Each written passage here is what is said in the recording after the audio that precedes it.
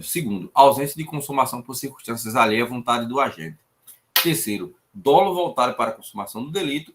E quarto, resultado possível. Quarto, resultado possível. Estes são os elementos da tentativa. Tá? Edson, seja bem-vindo à aula, Edson. Uma boa tarde, seja bem-vindo. Estamos falando de tentativa, tá? E ainda estamos no iniciozinho aqui da aula, tá certo? Qualquer dúvida, pode interromper a aula, pode falar, não tem problema nenhum. Pode dar o feedback para a gente ir dosando aqui a aula, tá bom? Ó, tentativa. Prática dos atos executórios. Esse aqui, eu acho que vocês já entenderam, já deu para explicar, né? Ele tem que entrar nos atos executórios para poder falar em tentativa. Ausência de consumação por circunstâncias alheias à vontade do agente. Ora, preste atenção nisso. Se a consumação, a ausência de consumação se der por vontade do agente, pela vontade dele, eu não posso falar em tentativa. Eu vou estar falando em outro instituto. Desistência voluntária, arrependimento eficaz, por exemplo. Eu vou estar falando em outros institutos. Quando disser que o resultado não se consumou porque o agente quis que não se consumasse, ou você vai estar falando de arrependimento eficaz, ou você vai estar falando de desistência. Artigo 15 lá do Código Penal. Por enquanto, nós estamos ainda no artigo 14 do Código Penal, da tentativa. 14, inciso 2. Lembrem-se, tá? Terceiro elemento é o dolo voltado para a consumação do delito. Ó, na tentativa, o dolo é o mesmo dolo de um crime consumado. Pô.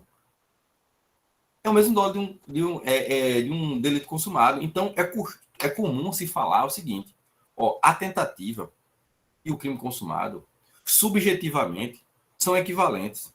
Subjetivamente, são completos. Por que estamos dizendo isso? Porque o dolo do agente é matar, por exemplo. O dolo do agente é subtrair. Se ele não conseguiu por circunstância alheia do indivíduo, o dolo dele era matar. Assim como o indivíduo que queria matar, ele efetivamente matou e consumou o delito. Aquele que queria subtrair, efetivamente subtraiu a coisa. O dolo é equivalente. Tá? Ele tem que ter um dolo voltado à consumação do delito. E eu repito, principalmente para quem vai fazer aí concurso para a carreira de Delta. Sempre digo isso aos colegas. Quando forem realizar a tipificação de uma conduta, lembre-se que tão importante quanto o que o indivíduo faz na prática, as questões objetivas, é o que ele queria fazer. É o dolo do indivíduo. Isso é muito importante, tá? E outro ponto, último elemento, resultado possível. Resultado possível. Ora, se o indivíduo tem um dolo para a consumação de um delito, essa consumação tem que ser possível. Porque se não for possível essa consumação, nós estaremos falando de crime impossível, né? Instituto lá do artigo 17 do Código Penal. Tá? Crime impossível. Então, veja só, o indivíduo que quer matar um indivíduo que já está morto. Não tem como fazer isso. Então tem que falar tentativa. O cara chega, o Wendel tá, não sei se o Wendel tá aqui na aula. O Wendel tá na aula aí, pronto. O Wendel é sempre a minha vítima aqui. Eu sempre coloco o Wendel como vítima. Tá? Então vamos supor que eu quero matar o Wendel. Aí eu pego a minha arma, me dirijo até a casa do Wendel, devagarzinho, vejo ele deitado lá no sofá. Efetuo o disparo contra o Wendel. Dou 3 tiros em Wendel. Só que o Wendel já tinha morrido antes, por infarto. Teve um infarto, morreu. Já estava morto. Não tinha como eu matar o Wendel, era crime impossível. É impossível isso, tá? Então o resultado, para eu falar em tentativa, o resultado tem que ser possível, tá? O resultado tem que ser possível. Se o resultado não for possível, eu não posso falar em tentativa. Então aí, comigo, repita aí comigo, tá? Nesse momento. Eu quero você num estudo ativo.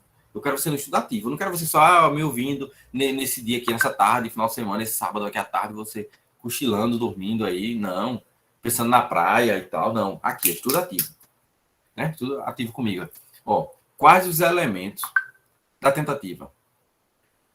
Prática de atos executórios. Eu não estou conseguindo ouvir vocês não, aqui não, tá? Não estou conseguindo ouvir vocês. Ausência de consumação por circunstâncias alheias à vontade do agente. Boa. Dolo voltado para a consumação do delito e resultado possível. Possível. Perfeito. Parabéns. Nesse resultado possível, antes aí vai entrar as duas, a ineficácia e absoluta do meio e a impropriedade do objeto também. Perfeito, exatamente. Por quê? Na verdade, quando a gente fala de ser possível, né? Se ele não for possível, for impossível, é o crime, que a gente fala crime impossível, né? Crime impossível. É o Instituto do artigo 17, que é exatamente esses elementos, né? Impropriedade do objeto, ele pode se dar, porque o crime não é possível de se realizar. Por impropriedade do objeto, não tem como matar quem já está morto. ou por ineficácia absoluta do meio. Como é que eu vou matar, por exemplo, eu quero matar alguém envenenado, só que ao invés de eu colocar o veneno no café da pessoa, eu boto um pouquinho de açúcar. Né? O meio que eu utilizei é ineficaz para realizar isso, tá? Mas aí, Anderson, alguém? Anderson, Valéria, alguém apareceu para falar. Anderson, então, assim, não existe, por exemplo, tentar matar quem já está morto não configura nem tentativa. Nem tentativa, exatamente. Nem tentativa, tá?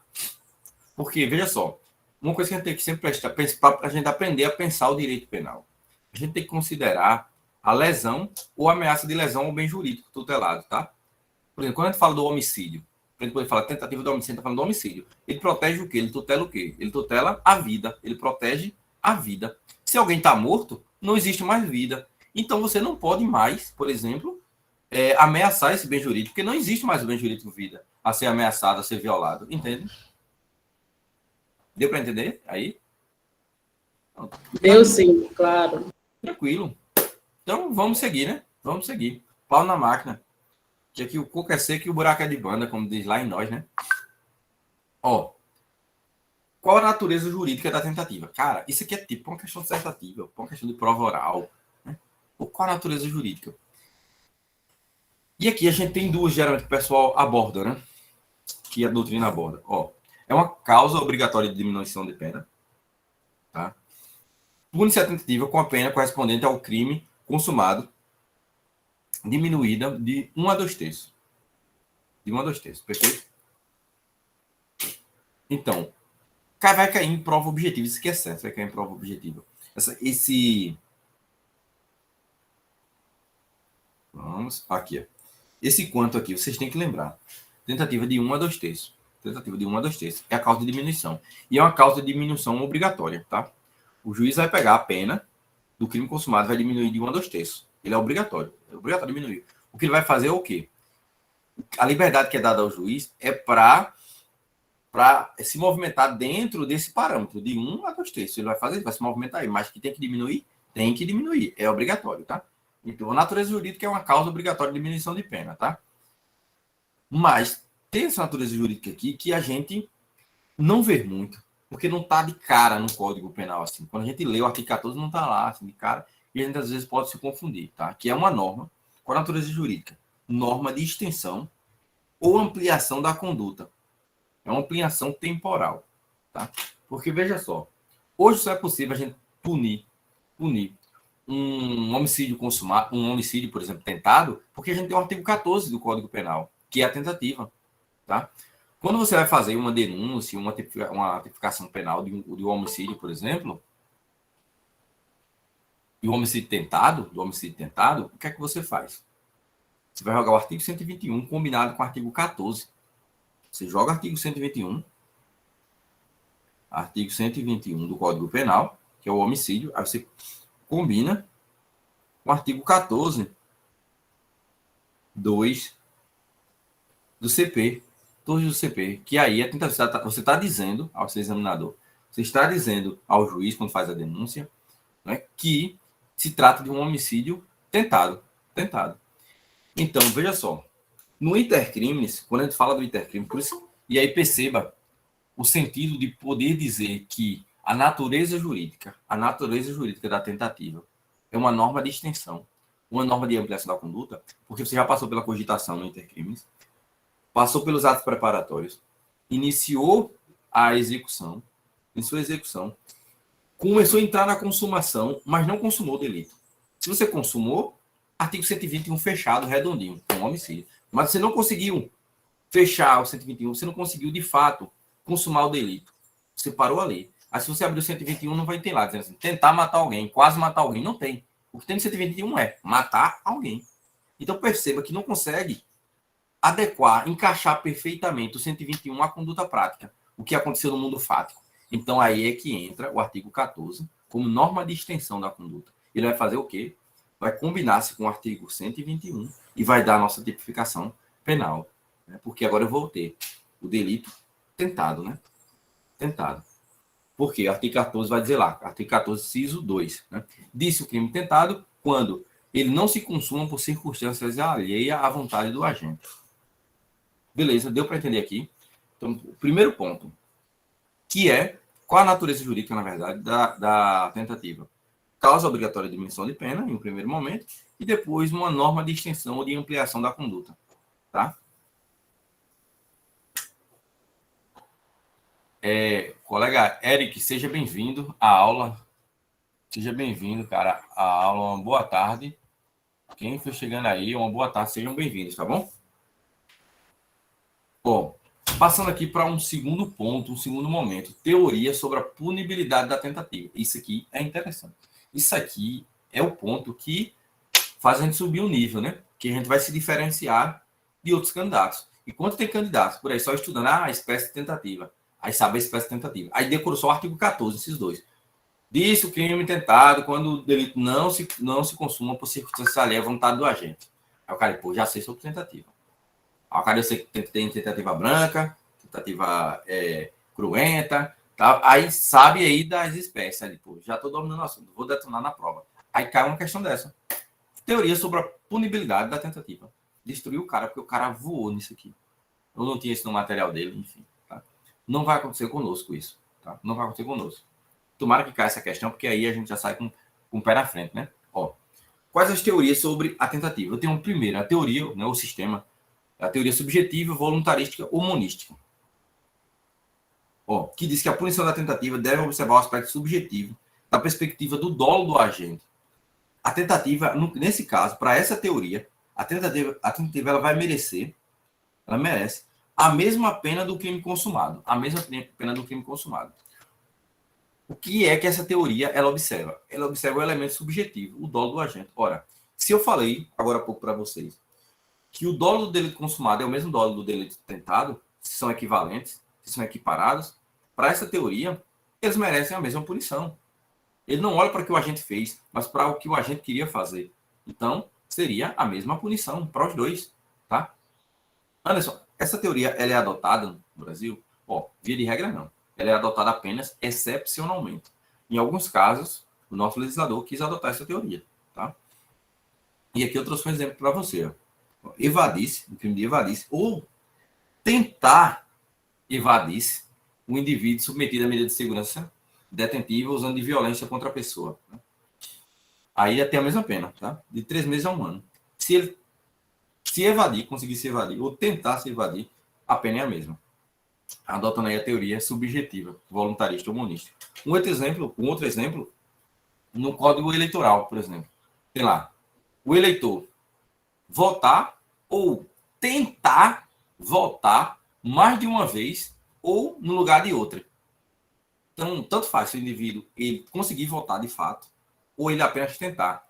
A pena vai ser a mesma, tá? Porque é a adoção clara da teoria subjetiva, voluntarística, humanista. Perfeito, perfeito. Estou gastando um tempinho maior nessa porque, como é exceção, o examinador adora cobrar a exceção. Teoria... Anderson. Oi. Anderson, eu dei uma voadinha. Tem como tu repetir essa parte aí?